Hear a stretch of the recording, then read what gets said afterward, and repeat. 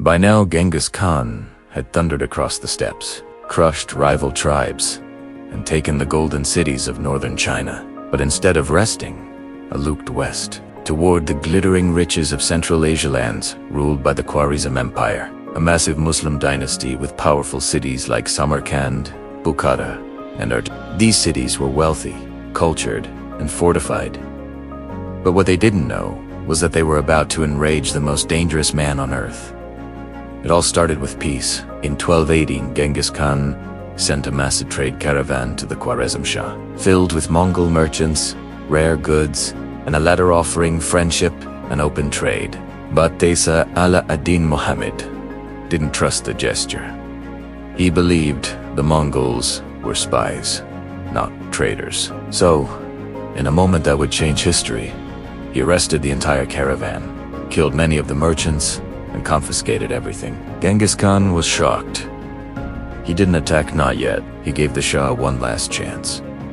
He sent a group of diplomats to demand justice and peace. But Tesa, filled with arrogance, made an unforgivable mistake. He executed one ambassador and humiliated the others by shaving their beards. It wasn't just disrespect. It was war. What followed was not a battle, it was punishment. Genghis Khan gathered over 200,000 men and marched west like a dark wave of fury. But unlike most conquerors, he didn't just charge in.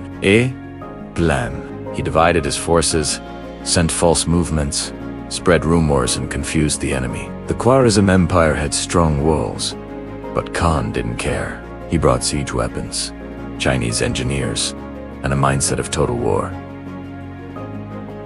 City after city fell. The Mongols used flaming arrows, giant catapults, and even diverted rivers to flood entire towns.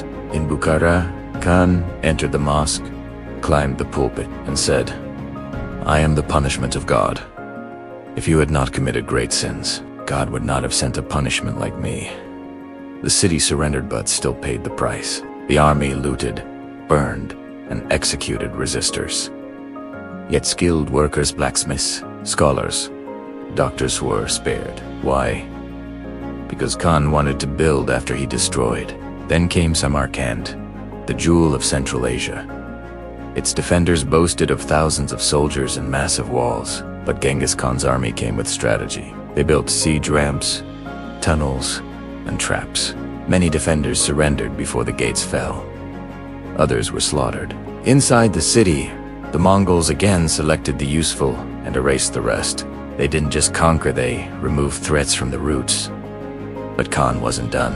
He pursued the Shah himself, who kept running from city to city, finally dying and hiding on an island in the Caspian Sea. Alone, broken, and forgotten. Genghis Khan had not only destroyed his empire, he had erased his name from the region. And still, Khan pushed forward. He sent generals to Persia, Afghanistan, and even toward the Caucasus.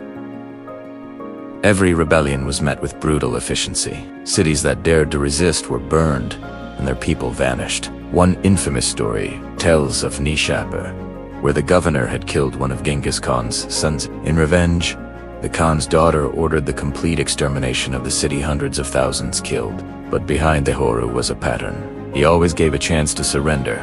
Those who complied lived and were sometimes even rewarded. But resistance?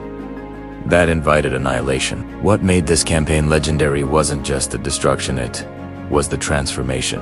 Genghis Khan learned how to govern cities, collect taxes, and manage trade. He began developing a legal system across the empire, with rules for soldiers, civilians, and diplomats. Roads were made safe, passports were issued, and international trade began to flourish.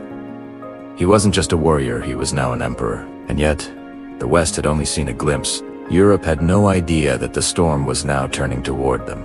The Islamic world had just been shattered. Cities that had stood for 1,000 years were now ashes. And the man behind it all didn't roar. He moved in, silence and struck like thunder. This story is still ongoing, and the next part will be up on this channel soon. So don't forget to like, share, and subscribe.